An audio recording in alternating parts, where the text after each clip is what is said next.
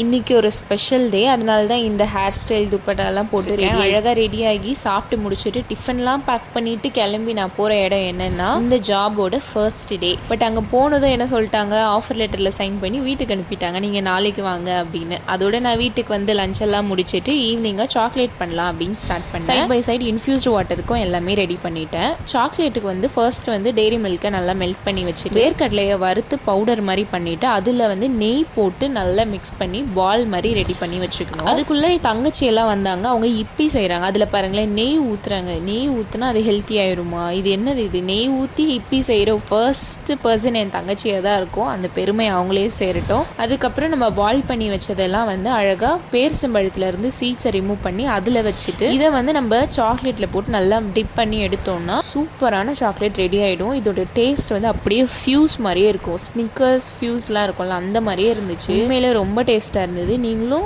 Time இருந்துச்சுன்னா try பண்ணி பாருங்கள், நல்லா இருந்துச்சு இந்த சாக்லேட்டு. ஆக்சுவலாக இந்த சாக்லேட் வந்து நான் எதை பார்த்து இன்ஸ்பயர் ஆனேன்னா பவானி விலாக்ஸ் இருக்கும்ல, அவங்க வந்து இது தேங்காவோட ஃபில்லிங் வச்சு பண்ணியிருந்தாங்க. பார்க்கவே அது நல்லா இருந்துச்சு. நான் வந்து வேர்க்கடலை வச்சு ட்ரை பண்ணேன், நல்லாவே இருந்துச்சு இதுவும்.